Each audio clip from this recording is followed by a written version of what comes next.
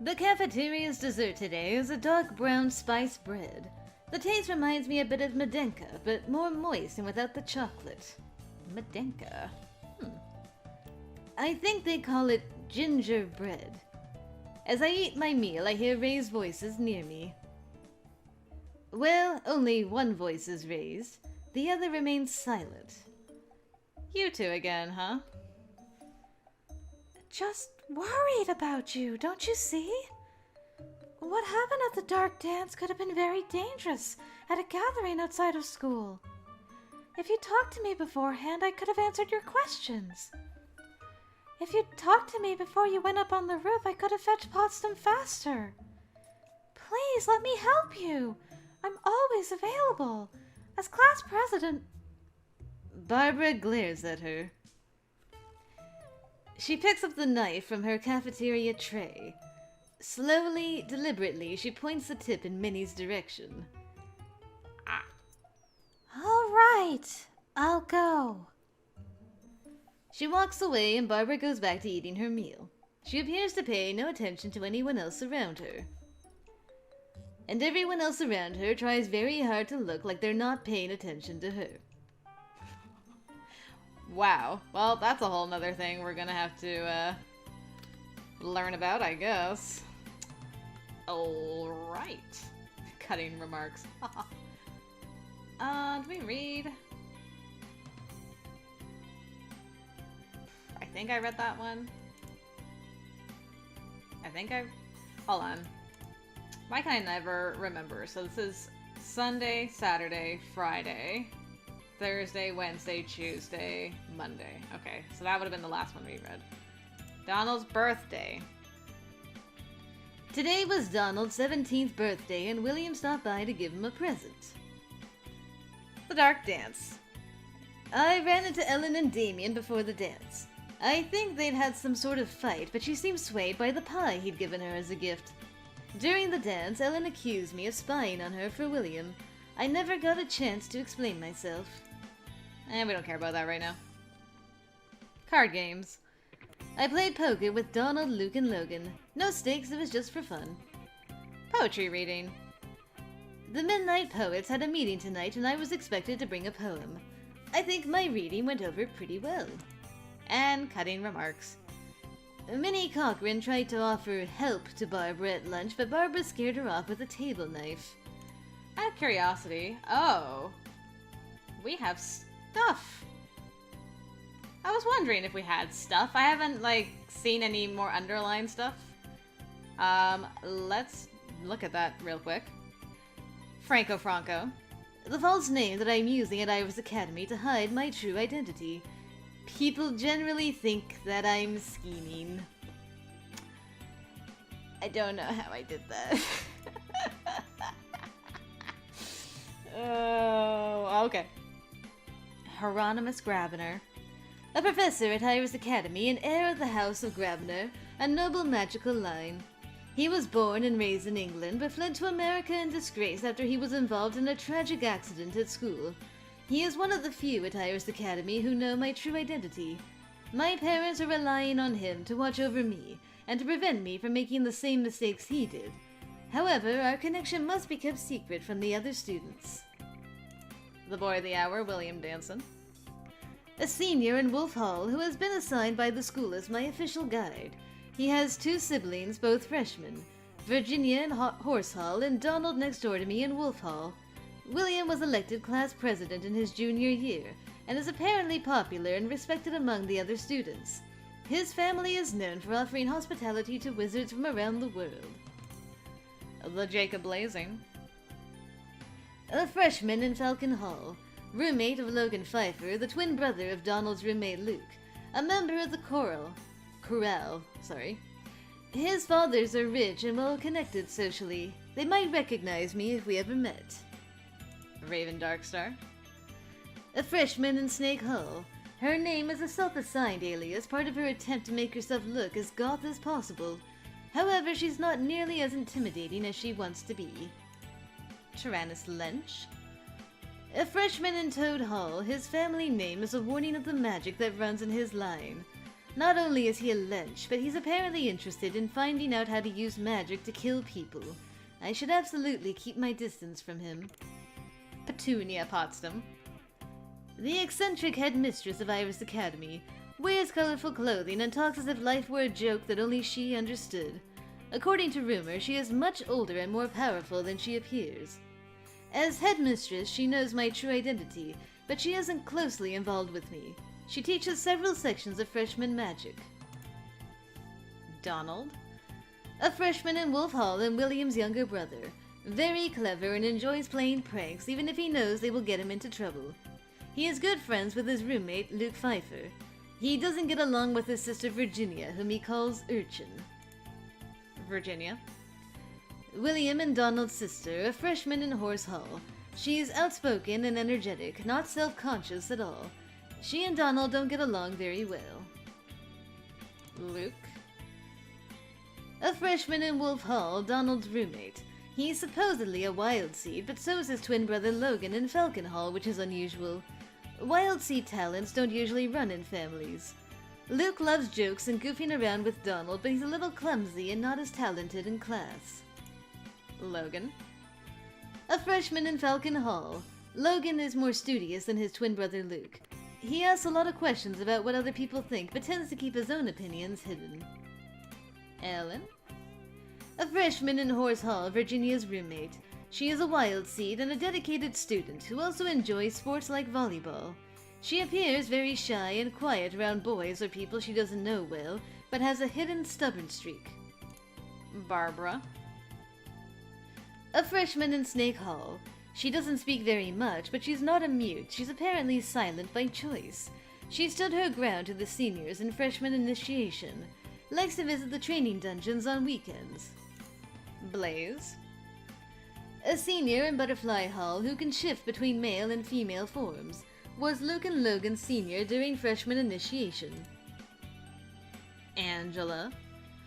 A senior in Butterfly Hall. She has an abrasive personality and seems to enjoy pushing people around, but backs off if they fight back. She was Barbara's senior during freshman initiation and has a complicated history with William. Minnie. A freshman in Butterfly Hall. Perky and helpful almost to a fault. She volunteered to show me around the school even though I already had a guide, and also set up a Saturday study club to help other students with their classwork. Balthazar Brundrick. A senior from Toad Hall who is very fond of mushrooms and covers his face with a hood. He was Virginia's senior during freshman initiation. Suki. A freshman in Snake Hall. She wears an unusual pair of glasses and talks as if she's in a slightly different reality than everyone else. She tried to form a Save the Dragons club. Damien. A senior in Falcon Hall, descended from a devilish otherworld bloodline. He has a reputation for seducing and discarding innocent hearts. William is wary around him. There's probably a reason for that. And Trinity Darden. The librarian for Iris Academy. Carries a wooden staff and wears a robe full of pockets. While she works here, she is not officially a professor. She openly displays a large cross, which is unusual for Iris Academy witches. Okay. And Otherworld is new? A magical realm lying alongside mundane reality. All of the low world is intrinsically connected to the other world, so it is always possible to open a gate and step across from one to the other. Deeper magical realms exist, but they can only be accessed through the other world. Spirits are weaker when they are removed from their realm of origin. Earthly wizards are more vulnerable in the other world, and even more fragile if they venture beyond it. Okay, now we're all caught up on things. I'm glad I did that. I don't need to do that again, thank you. And yeah, we're good. I think that ought to do it. I think we've read enough. Classes, molasses, stress is 0. Alright, well, continuing on the blue path. I wonder if you can, if it doesn't allow you to go to blue magic class once you max out blue magic, or if you can just go and like waste your time. And then Grabby's like, what the hell are you doing in my class? Sheesh.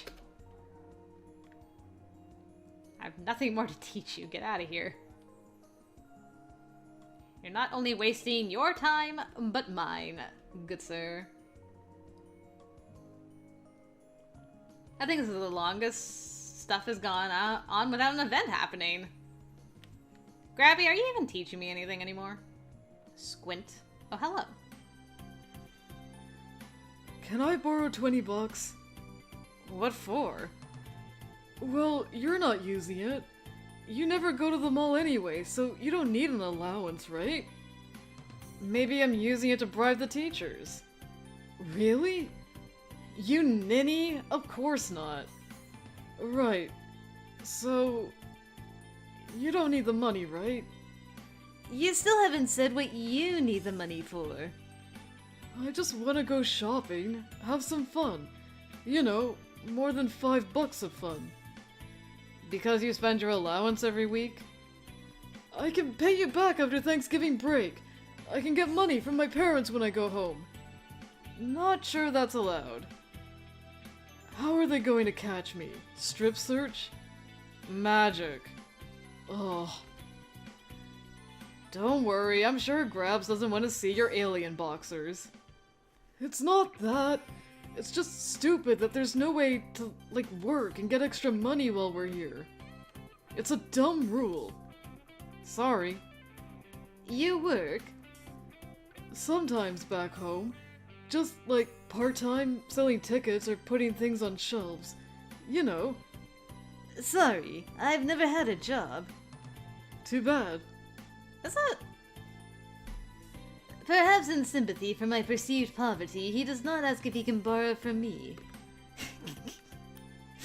Sorry, Luke.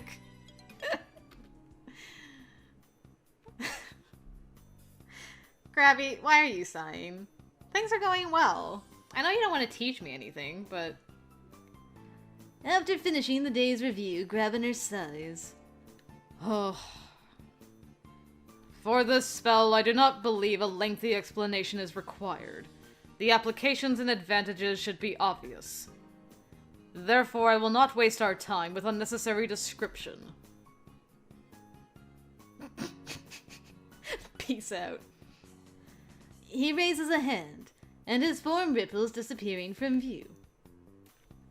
I have not teleported. My location has not been changed. Only my appearance. Creatures or casters who are reliant on visuals cannot target what they cannot see. Any spell which targets an area can still affect you while you are cloaked. You are not visible, but you are still present. You may also be detected via other senses. Sound or scent or true sight may reveal your presence. However, if no one has cause to search, it is very likely you will go unnoticed. Consider that when you walk the halls of this academy and believe yourself to be alone. He does enjoy encouraging paranoia, doesn't he? Caster alters air visual projections becoming difficult to see for 8 turns. Man, that in conjunction with silence could be very useful. Man, I need more mana.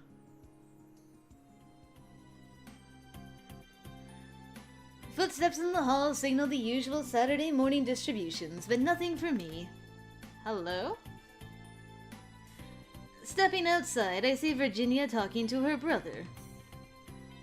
I know I have to ask them, but I wanted to be sure it was okay with you first. I don't see any problem with it, but she's not my classmate. Have you talked to Donald? Do I have to? It's his house too, V. Fine.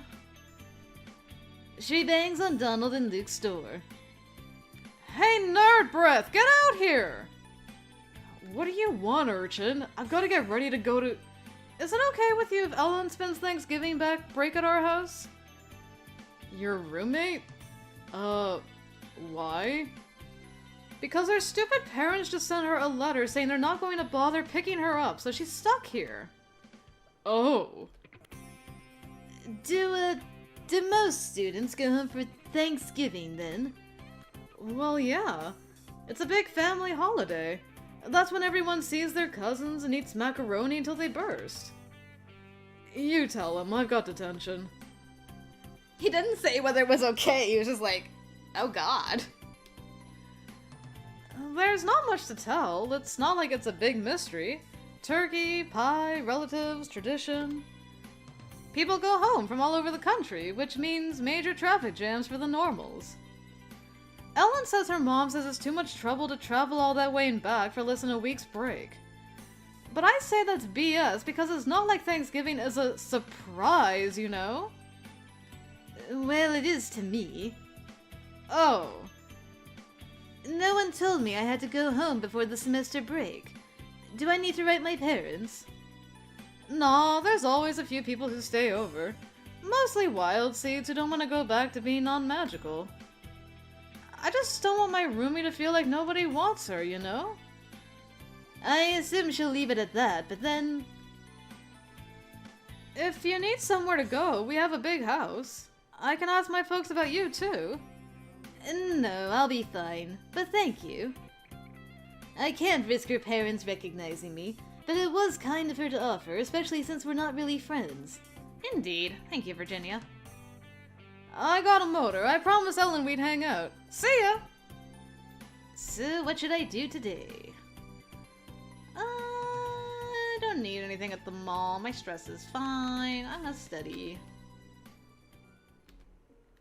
I'll study with Minnie again. Minnie and I discussed the principles of red magic. Stress increased by 4. Dang, girl. Why you gotta hit me with that stress? Alright, let's review again. Can't believe that. That was a very quick reek. Quick reek. It was a quick reek, it was. Look at that, only 2 things happened. Money. Luke tried to borrow money from Donald and was frustrated that there was no way for him to earn more while studying at Iris Academy. I don't know what the reasoning is for the strict limits on spending here. It seems like there's more to it than making all the students equal, or else they could have equal opportunities to increase their wealth. Family Thanksgiving. Apparently, most Iris Academy students visit their family over the Thanksgiving break later this month. However, Ellen's family unexpectedly told her that they would not be taking her home, so she would have to stay at school. Virginia stepped in to invite her to stay with the Dansons. Oh, poor Ellen. Alright, did we get anything new? We did not. Alright. Well, I guess that's that then. Knock on my door. First thing Monday morning, someone knocks on my door. Hello? Oh, it's just Minnie. How rude. Hi! Can you do a seal spell? What? Yeah, Minnie, don't you know that I am a blue magician? Never mind. I'll ask someone else. While I blink in confusion, she knocks on Donald and Luke's door and repeats the question. Sure. Probably. Great! Please stick this flyer to the wall. She hands him a sheet of paper. Okay, bye! She hurries away. What was that? Student council business, I guess. What's on the paper? It's you! It's you! Woo! Something that's making me sneeze. Ah! Pardon me. We look at it together. It's an announcement of a special assembly for freshmen on Thursday. All normal classes will be suspended that day. How come we all have to go? Is it another ritual? I don't know any more than you do. He shifts his shoulders helpless and starts attempting to attach the paper to the wall. What should I do this week? Assembly. How are we doing? 18? I don't know if we need sleep. Like, I don't know if we're gonna lose some stress over the assembly or get more stressed. Well, we can always sleep next week. Hopefully. Yes. Doing it. Hello, black magic. Maybe I need to learn black magic for Minnie's route. We will see. I will become president on Minnie's route. Oh, I failed, but I'm so good at blue magic. Oh. On Thursday morning, all the freshmen are gathered together in the gym. Good morning, my bright young things. Today we're going to have a very special lesson, which should be fun for all of you. You're going to get to practice what you've learned and try out some spells on each other without the pressure of a test. Oh, yeah, I remember that. In future exams, you may come across other spellcasters who attempt to block your progress.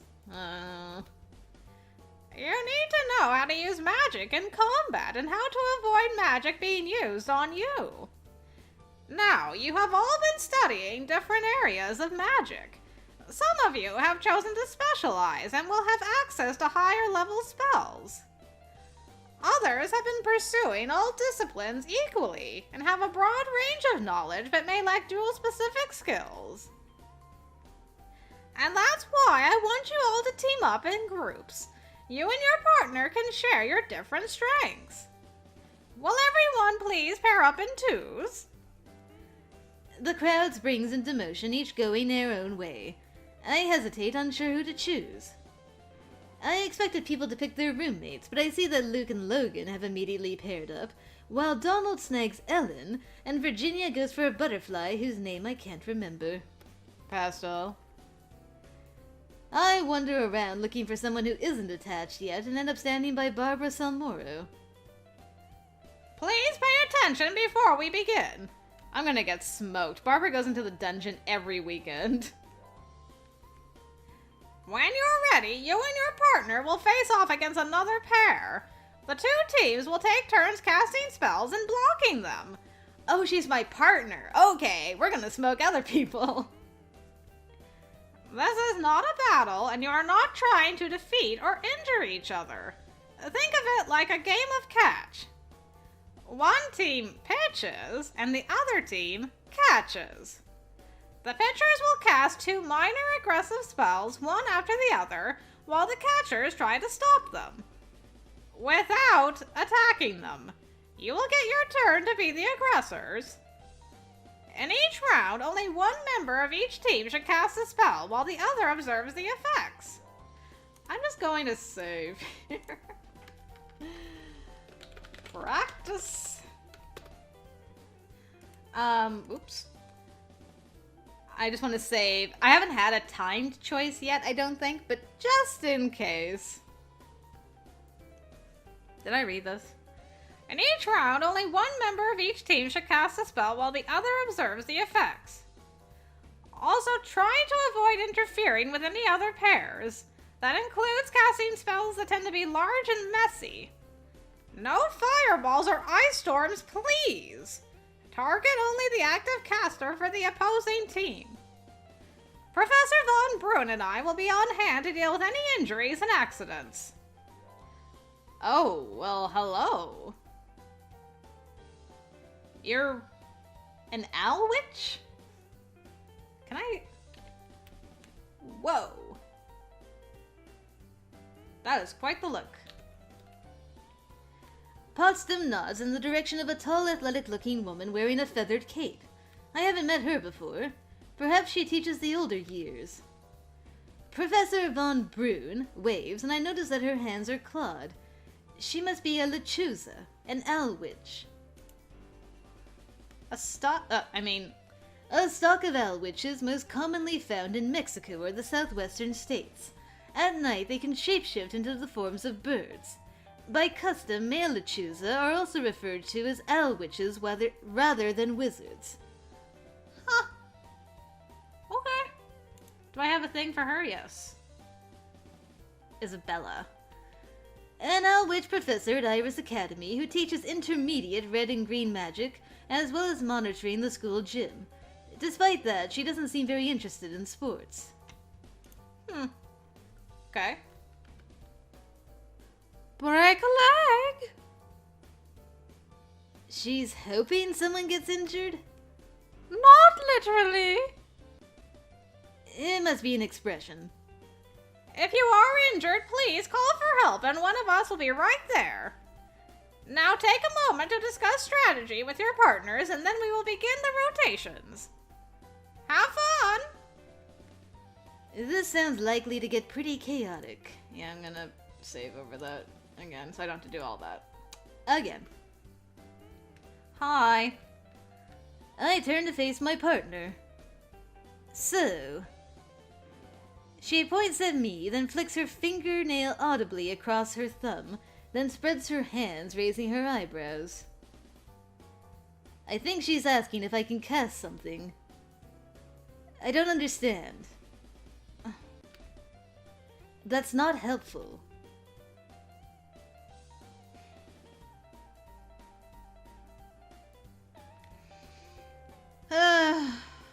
Am I smart enough? We have to be we're partners, right? Let's try to figure it out. I'm not sure exactly what spell she had in mind, but... I think we better go over what spells we each know. She nods slightly, but doesn't say anything else. Well, I'll start then. I give her a quick rundown of the spells I know how to cast, even the ones that don't seem relevant to a duel. Then I wait. She's talking! At normal volume. Push. Slow. Blind. At least she said something. Alright, when it's our turn to defend... Oh boy. Light is not gonna help. I mean, I could silence them. No, that doesn't help with spells. Dark, no, that's gonna affect too much of an area. Slow, reflect? She really doesn't have a lot. I should not reflect.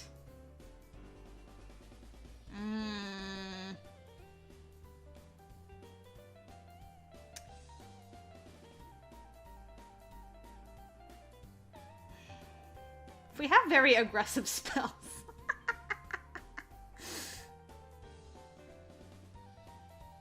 What was the last line? When it's our turn to defend. Like, who's getting got? Well, I guess whoever's... Only one of us can cast the spell, and the other one has to observe, right? So... Okay, so push is aggressive. That's like an attack spell. Light will not do anything. Silence will not do anything. Darkness does something, but it's too wide of a spell. Teleport other only works on another. I could teleport the other person, but that doesn't help. Disruption could work. Disperse could work. Reflect's good, but that attacks the other person. I don't know what slow or blind do. I assume, like, they're just slower about doing their spell, and blind means they can't see.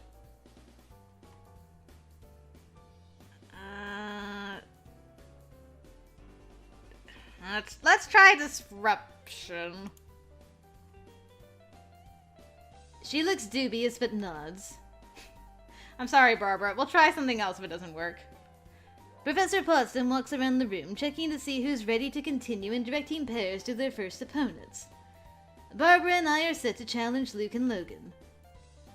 Casters, take your mark! I step into position in front of Barbara as Luke comes forward to face me. Pitchers, when you hear the chime, cast your first spell and let the catcher try to block it. Hold your second spell until the second chime sounds. Spells ready! I focus my attention on Luke, and the chime sounds. My spell of disruption shreds Luke's spell as he's casting it so it can't reach me at all. When the second chime sounds, I do the same thing again, Neither of his spells tagged me. At last, it is my team's turn to go on the attack. Barbara takes a position opposite Logan. She gets quite a wicked grin when she manages to zap him in the ribs. Yay, we both... I'm sorry, Barbara. I know you weren't thrilled about that, but I'm like, I don't know enough about your spells to know what they're actually worth. But my stuff worked. After we finish our set against the twins, we rotate to a new set of opponents and try some different spells and techniques. We're having a fairly good time until...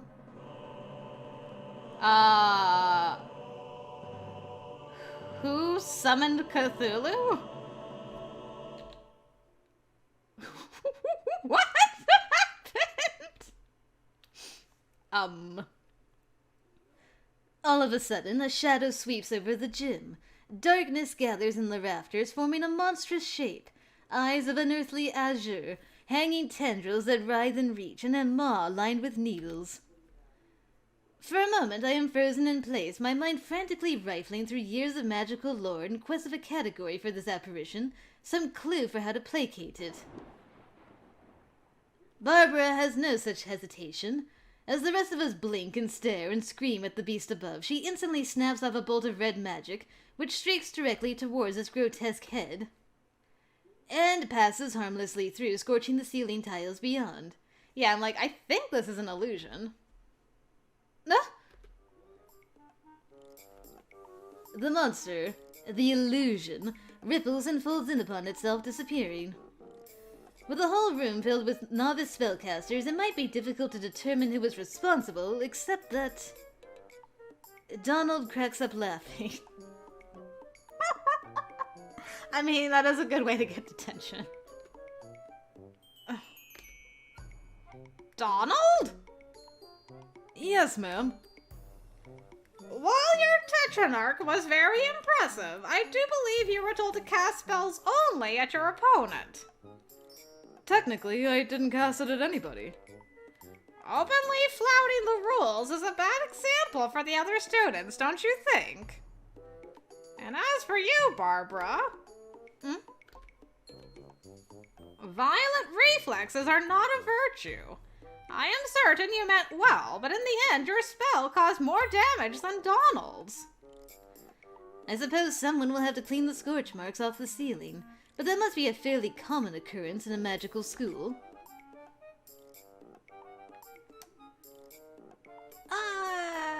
I'll defend her another time.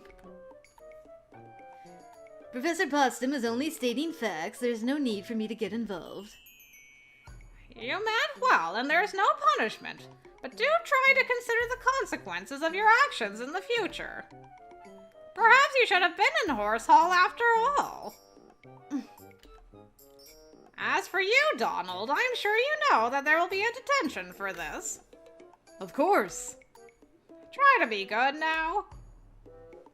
Jacob, put Mr. Arias down! She hurries off to deal with a different situation. Luckily, there are no major accidents for the rest of the session. Amazing. Magic class. Oh, come on, Grabby.